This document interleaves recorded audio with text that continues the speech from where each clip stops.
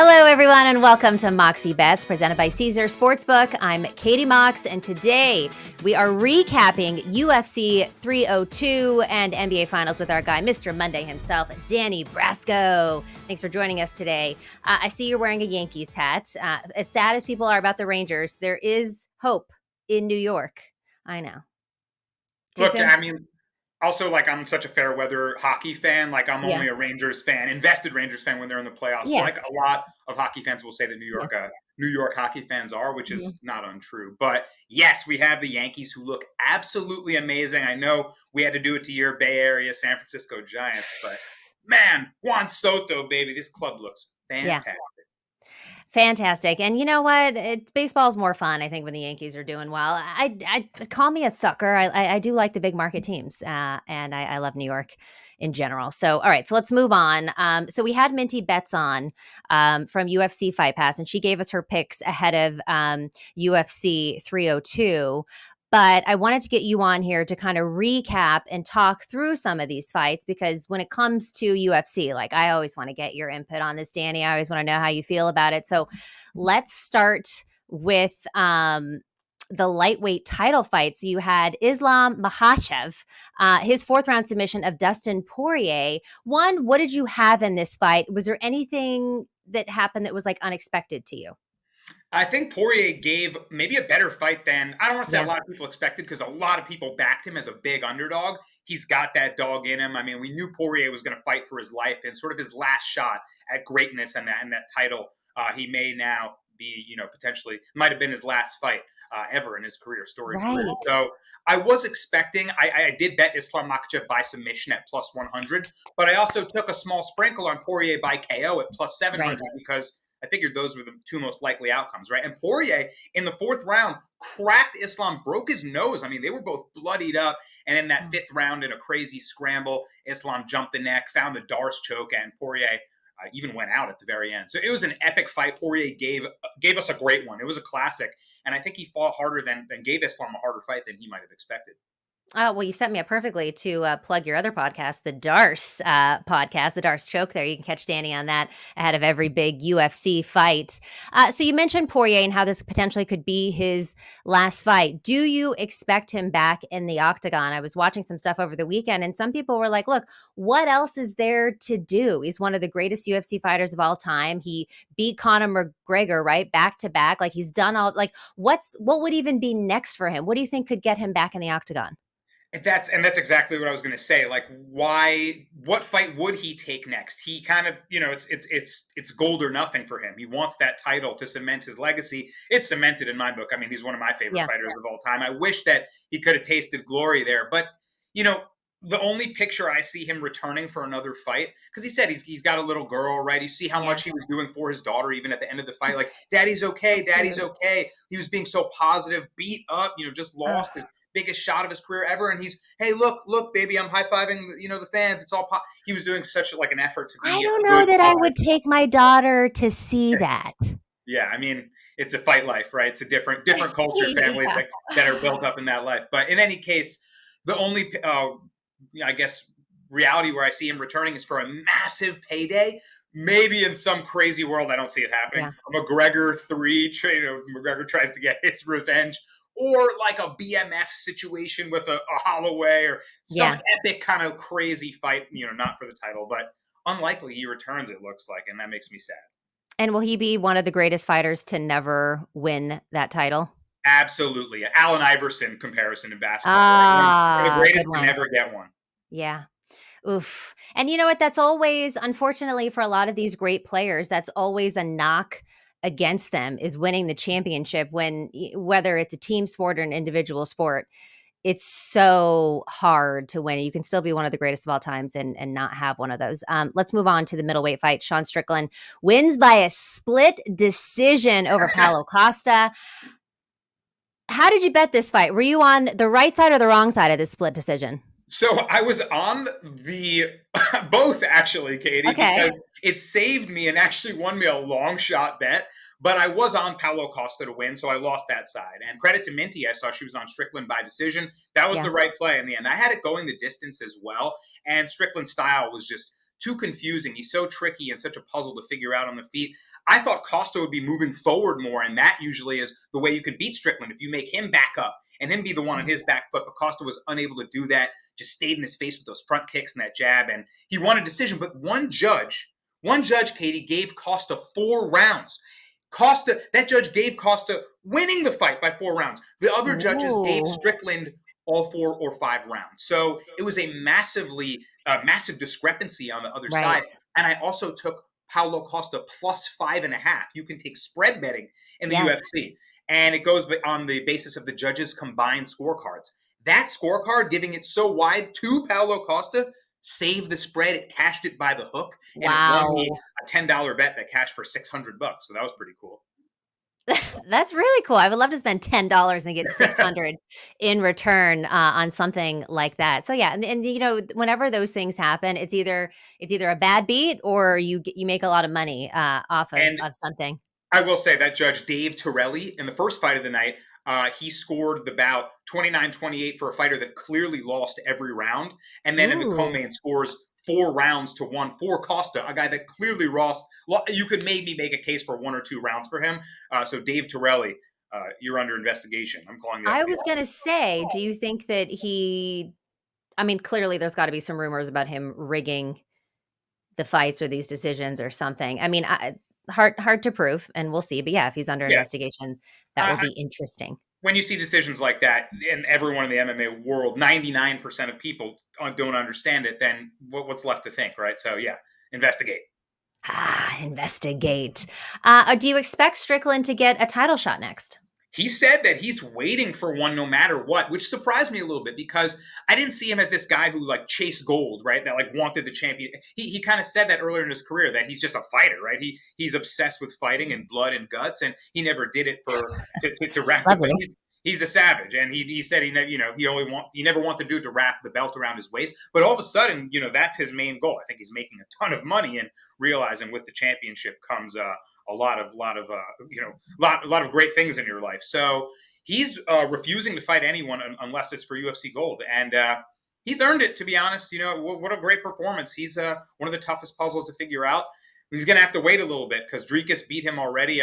We'll see how middleweight plays out, but he might be waiting on the sidelines for a while for that title shot. So we'll talk about some of the other fights and get your thoughts on those. But when you look at this middleweight fight or the lightweight title fight, is there anything that you learned about these 4 fighters that you will take with you, maybe betting moving forward? Very interesting. Or is it just like it was how we expected of them, which is fine too. But I'm just curious. Well, I think I felt I was high on Paolo Costa to get a big win here and stay relevant in the top of the middleweight rankings. He was active for the first time in a while. He had just fought Robert Whittaker. He looked really good in a loss. He hurt Whittaker. He had great cardio and stamina, and I guess styles make fights, right? He couldn't figure out the style of Sean Strickland. So, and also mentally, sometimes Costa ends up sort of checking out in fights. His corner was trying to motivate him, saying, "Hey, you're tied right now. The score is tied." It was a fairly close fight, but I don't know if I'll be backing Costa again as well. Okay, so mental toughness, obviously a huge thing in the Octagon. If you're starting to quit mentally, emotionally, and you're tied up, I wouldn't. Okay, that's good. That's I don't mean to say he's quitting. It just sort of seems like he falls a step behind and can't find the edge to regain it sometimes in these fights against the elite fighters. Whittaker being one of them, and it was a very close fight. But yeah, after that one, I don't know if I can back Costa again. That's what I've discovered from that fight. My investments will no longer be on Paolo Costa. Okay, good. Very helpful. Really appreciate that. Any other fights from 302 that you found some value from or something we can take moving forward to the next fights? Well, I did find some value on Kevin Holland. I saw Minty, and you were discussing this as well, and I had him by submission at plus 270, and that cash for me as well. He was also part of a 2-leg parlay that hit with Randy Brown, who got the win. But Kevin Holland, I took because of his grappling advantage, and Olejniczak, like you guys mentioned on that show when you were covering the 302 picks, dangerous boxer, very dangerous early on. He came and hit Holland with that early storm. He cracked him with a punch, dropped Holland, followed him to the ground, and Holland snatched up an arm and finished a vicious armbar. Guys, don't go back and watch the highlight if you're squeamish, because I'm going to describe it, unfortunately, for listeners. He had the armbar in.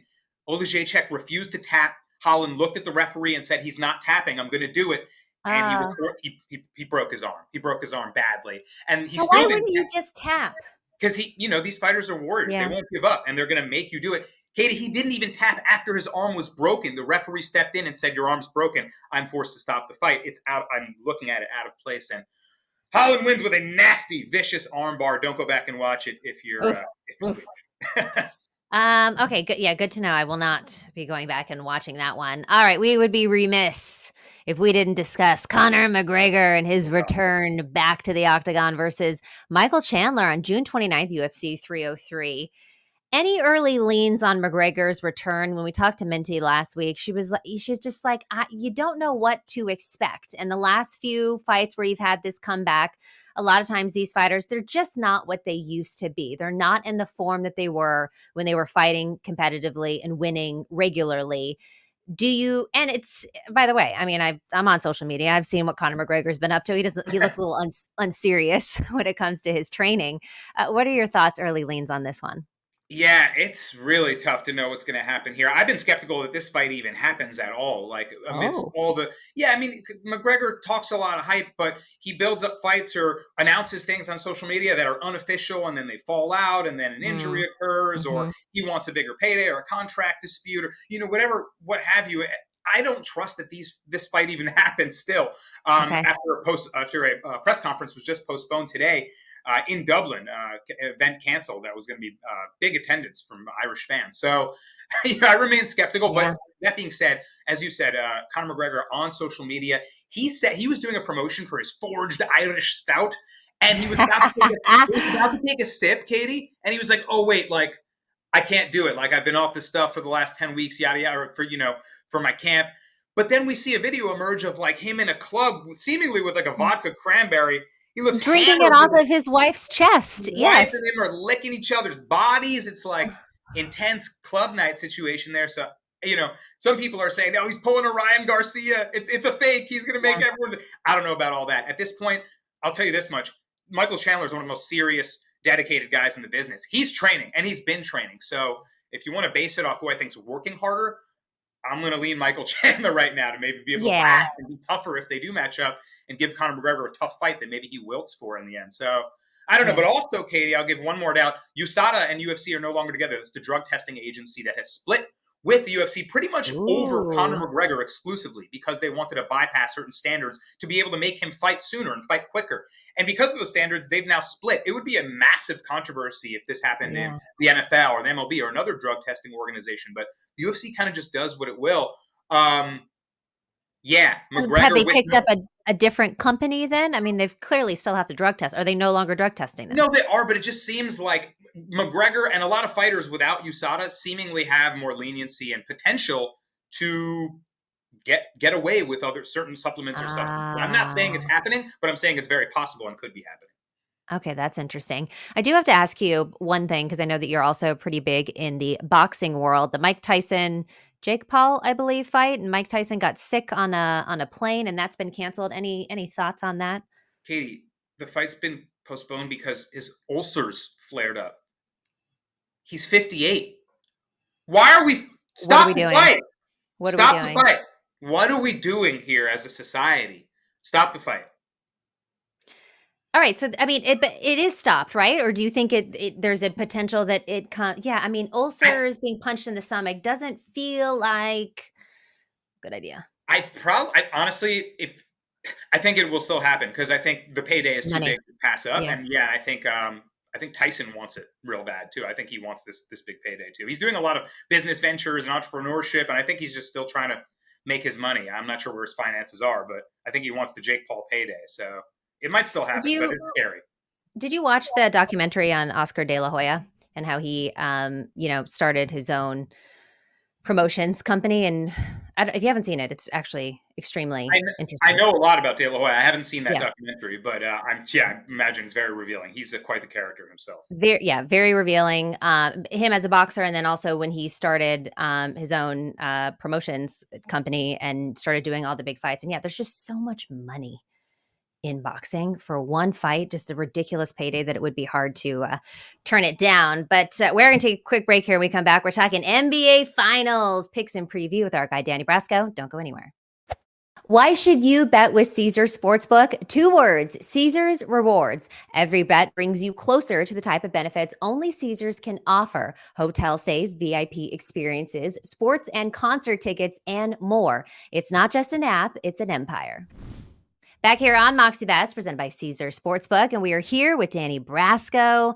Danny, there are a lot of storylines that we could chat about here for this NBA Finals matchup. A couple that I found really interesting. It is the first time, Danny, since 1975 to 1980 with a unique NBA champion across a 6-year span. So I found that kind of interesting. Celtics, of course, seeking their 18th title. They would surpass the Lakers for the most of all time if they win this. The Mavericks could be the second lowest seed at the number 5 seed to win the finals. Last time it was 1995. The Rockets were the 6th seed. You got Luka Doncic versus Jason Tatum. It's second matchup in finals history between players with 25 points per game in age 25 or younger. Now, Tatum did just turn 26. We know that, but they're still counting him as age 25. That hasn't happened since Iverson in Kobe in 2001. Truly a rare matchup highlighting the NBA's changing of the guard, really, right? I mean, the fact that we've got 2 unique teams in there, and then you've got 2 of the younger superstars in basketball.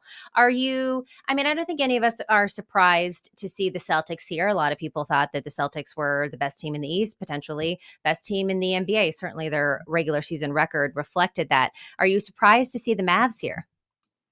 They were a dark horse that I kind of liked. I have to say I'm a little surprised, but I'm not overly shocked. Like this duo, once it clicked, once it finally figured itself out, along with this defense greatly improving in the second half of the season and in the playoffs, it had all the potential to be this good. Yeah. And finally, Kyrie fits as the puzzle piece, lethal puzzle piece that he can be on the Dallas Mavericks. And all of a sudden, we're going from, Kyrie doesn't fit anywhere to this might be the best backcourt of all time. So I think the Mavs are really, really as dogs to win the series Yes. here, have a great shot against the Yeah. Celtics in what should be an awesome finals. I think this one could potentially go to 7. You look at the series odds, Celtics favored -215, Mavs +180. Look, I didn't have the Mavs making it out of the last series. I'll be honest. I thought that they were going to fall to the T-Wolves there, but they didn't, and they came through and they showed them the business. And there is something to be said about the Mavericks being more battle tested in this playoffs. They have gone against some really tough teams, whereas the Celtics have gone against some tough teams, but they've had the luck on the injury side, right? Yeah. They remained very healthy, and a lot of teams, particularly, your team, and which didn't get there because of the Pacers, but there were a lot of injuries happening in the East that made their path, I don't want to say easier. I don't want to say that they don't belong here or they didn't earn it. They are absolutely one of, if not the best team in the NBA, but their path was slightly easier. Would you agree? Yeah, absolutely. I mean, Donovan Mitchell was hurt in the Cavs series, and they were in some close games against the Cavs without him. The same was said about Tyrese Halliburton.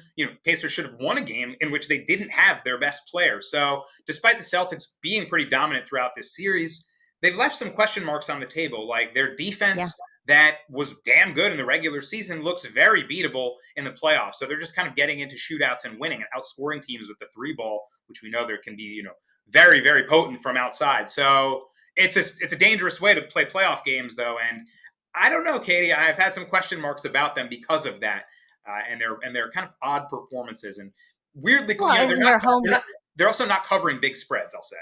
They're not covering big spreads. They're not really playing that well at home. There's a lot of question marks around this team. They could either blow you out or they can allow themselves to be blowout. To your point, I think probably the most intriguing storyline and the one that everyone is talking about has to be Kyrie Irving and his return to Boston. It's his 3rd time facing Boston in the playoffs since he left the Celtics in 2019. Now, when he was with the Nets, he did beat the Celtics in 2021, and then he got swept, or I should say, got Boston in 2022. He has lost 10 games straight versus the Celtics since stomping on the logo.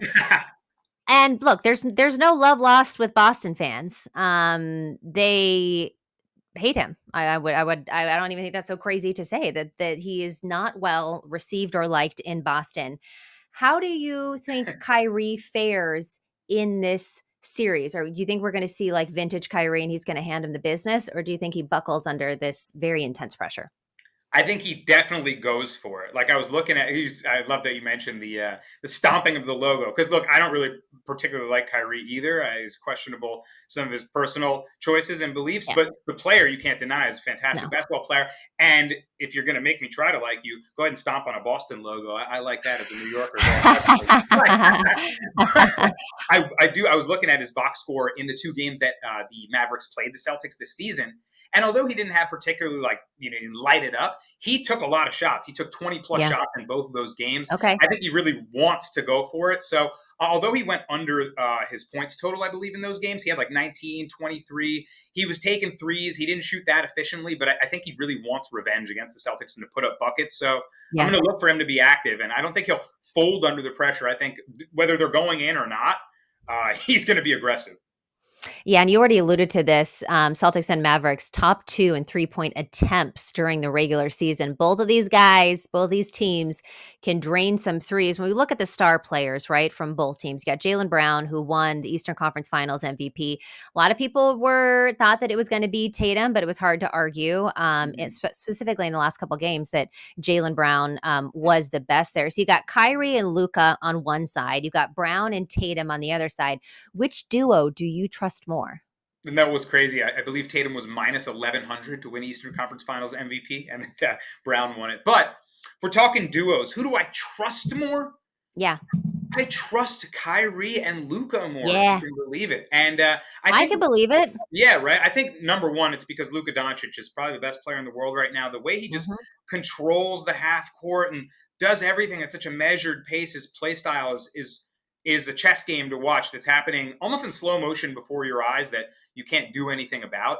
And then, when he doesn't have the ball or if he needs a quick breather on the bench, like you can keep Kyrie in the game and you have one of the best ball handlers ever still controlling the game. So the two of them together, their decision making to me is better, more consistent as well than the decision making of Jason Tatum and Jaylen Brown a lot of the time. And I think it comes down to that. And I can't get out of my mind's eye Kyrie being the closer in an NBA Finals already in his career, right? So he's been there, he's done that. I got to say the duo on the Mavs is the one I trust more.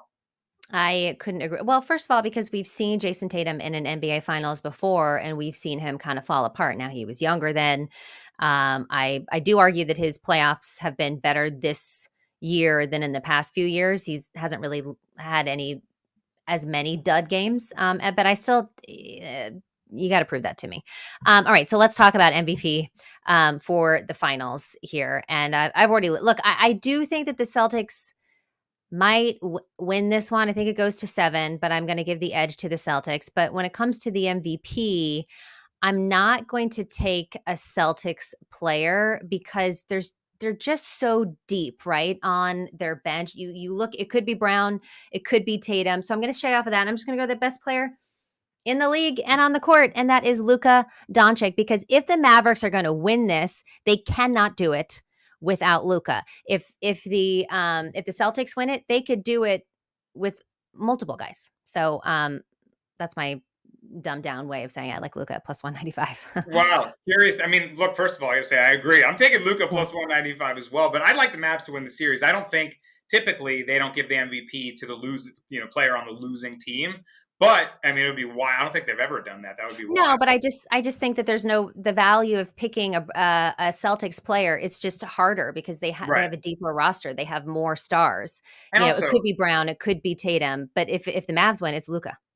like if you like the Celtics to win, but you want to lay minus 115 on Tatum as your finals No, pick, that's kind of boring, right? no. So yeah, I like Luka plus 195. Like you said, if the Mavs win the series, it's on the back of him being an absolute wizard, triple double every night. Doncic, let's go. Let's go. All right. Well, the Celtics are laying 6.5 at home Thursday night at 8:30 p.m. Eastern on ABC. What you got? I'm taking the dogs here, but you tell me. Give me the spread. You're giving me plus Oh, six and oh, a oh, half. oh, oh. Let him know, Katie. Let him out. Let him out. I mean, you're going to give us multiple possessions in game one, like we've seen the Celtics not cover game one spreads before. We've Yep. seen Luka and In Kyrie the can last punch you series. in the mouth. And Luka was on fire in game five. I mean, if he comes with that same fire into game one. Hopefully he can continue that hot shooting. He couldn't miss in that game against the Wolves, that closeout game. So, I like him coming in with that kind of momentum. They're confident right now. They're having a good time. Luka's trying to drink beers. Michael Finley's stealing the beer out of his hand. He's not letting him celebrate too hard. He's coming like, locked in. And then he's like, all right, I guess it's fine. One of my followers messaged me. He's like, I wonder why he did that. Like, do you think it's because that wasn't the Mavs beer sponsor? And I was like, yeah, that's a great point. Like, maybe it wasn't their official beer sponsor. Or maybe he was just like, we're locking in. We're not showing whatever it was. But I thought it was hilarious. But I thought I think they're locked. I think they're locked in, and I don't trust the Celtics to cover multiple possession spreads. So yeah, I'll take the dogs all day and see if they can hit them in the mouth from game one early. Yeah, and we saw that with the Pacers, right? I think the first couple series we saw the Celtics blow out their opponents in the first game and then get blown out in the second game, and it kind of switched with the Pacers. The Pacers came out there really strong in game one, and when I look at this Mavs team, they have covered nearly 60%. It's the second highest or second best rather in the NBA games this season, and they really thrive in hostile environments. They've gone 34-16 against the spread in road games this season. You look at the Celtics, and we talk about this. They haven't been that great at home. They're just 7-7 against the spread in the playoffs this season. Not great. And like we said, these Mavs are battle tested. I think that they could pull off the upset. I might sprinkle a little bit on the money line, but I'm absolutely grabbing the 6.5. And I think it boils down to, Danny, the fourth quarter, right? I mean, we've seen this Mavs team come alive in the fourth quarter. In fact, in 12 playoff wins, they've outscored their opponents in the fourth quarter 6 times. So maybe you look at the fourth quarter spread as well, or even taking them money line in the fourth quarter, because this Mavs team is no joke, even from behind. Sneaky look. I like that fourth quarter look. Not something I would have had on my radar. And 34-16 against the spread. That's the best road record against the spread in the league. I mean, they're the best road team in the league. So I like them out of their own building even more than when they come back to Dallas. So and the Celtics have been losing in their home building at home. Home court advantage hasn't been that great for them. Any props that you're looking at? Now, some books have props out, some don't. But maybe this is a lean because we're still a few days out. But who would you be looking at? We're going with our MVP choice. I'm going Luka, triple-double, plus 370 right now. I get it now because the line's on the move. I saw it was like above plus 400, and it's moving now. But I think he's going to come firing, guns blazing. Right? What's my breakdown on this? Go watch Luka Doncic play. Triple-double. Yeah. He's snatching rebounds, too. I saw in an earlier game against the Celtics earlier this year. He had 18 boards, so he can obviously get there on the glass. He'll be diming. He'll be scoring. I think he's live for a triple-double in game one of the finals. I like that. I just hope that his points and assists stay under 40.5. This just seems a little inflated to me, right? 40.5. Now, no disrespect to Luka. I have him for the MVP as well. When you look at his rankings, in the postseason, he wins in points, rebounds, and assists. I mean, the guy has been absolutely on fire, but he's averaging about 29 points per game and about 8 assists per game. And when I was looking back at his stats, like, he isn't consistently going over this 40 mark. So this just feels slightly ambitious to me. I think that Kyrie also can pick up a lot of slack on the scoring. Like you said, he's going to be taking those shot attempts. So I'm going to take him under the 40.5. It just feels like this line is a little too high for Luka. Interesting. Very interesting. I mean, hopefully we can both cash. Hopefully he gets just enough, I guess he would have to. He can have all the rebounds in the world. Yeah. Right. He's going to need 30. If he gets 30 plus points, then your total might be in jeopardy. But 40.5 are just points and assists. Fairly inflated line for superstars. So sometimes you can fade those, but it's sometimes a bit of a sweat. So you'll be hoping he doesn't score too much. Totally. And I'll be interested to see how this line moves over the next couple of days too, and how it gets bet up or bet down. So, all right, the time has come. Danny Brasco for Mox Locks. What are you taking to the bank this week? Let's go with Kyrie Irving over 23.5 points. He's going to come in. Oh, yeah, too low. Ready for revenge here. Yeah, like I said, he's taken 20-plus shots in both games that he's played against the Celtics in the regular season. We talked about the stomping on the logo. No love lost. The fan base is going to be chirping at him. And I think right away he looks to silence that crowd. He's going to be getting up 3-point shots and looking to answer those that are made from Derek White, Jason Tatum and company on the Celtics. Look for a lot of answer shots from Kyrie Irving, I think, to steal back the momentum and be that guy on the Mavs, to be that kind of key player. And Luka right now also chirping the crowd. He loves to play into that. I think he takes the villain side with Kyrie and kind of builds along with that. Yeah, Batman and Robin. Exactly. So I think that's going to help propel Kyrie Irving to over 23.5 points. Yeah, that number seems too low. And look, I alluded to it earlier. I'm obviously taking the 6.5, but I'm taking Mavs money line. I think they win this one outright. I think they are live dogs. Oh, oh, oh, oh. That's my cute little bark that I've done today. And speaking of, Edith got a haircut today, so she's looking very slim and trim for hot girl summer. So we're excited about that. Anything else that you're betting on this week? You looking at any baseball? I've been betting random Nerfies. Obviously, you see here my shirt, Oh which yeah, on mine. Yeah, I've been betting yeah. some baseball as of late. Some WNBA also, Katie. I've been getting Oh, into it. Oh man, I had the Liberty spanking the Fever last night. They did which work, and Caitlin Clark well, they scored. got worked. They got worked. Look, I'm a Fever fan. I'm a Caitlin Clark fan, but they got worked by the Liberty the first time they saw them, and then they were on the tail end of a back to back. And I will say, Exactly.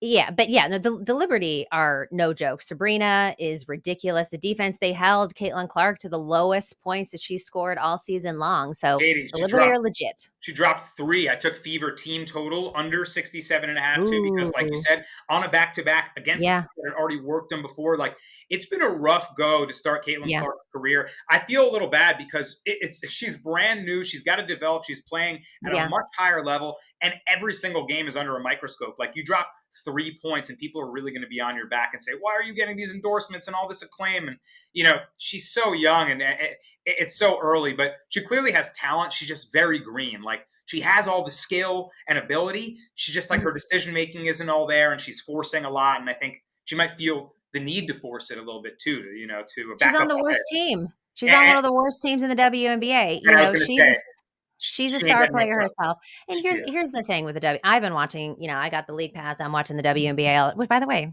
producers, we should start doing some WNBA bets on here. Let's get it. Um, because I'm definitely locked into it as well. But I will say I think that a lot of people, myself included, were new to watching the WNBA. And I think that, there was a package on Sabrina before the game, or maybe it was at halftime with Tina.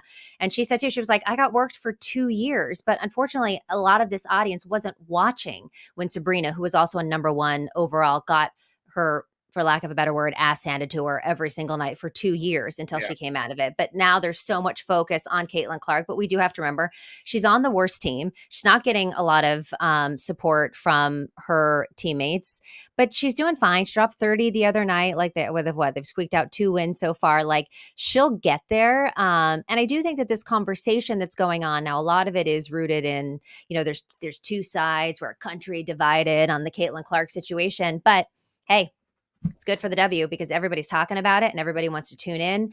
And these girls are showing up and they are showing out, and it is good basketball.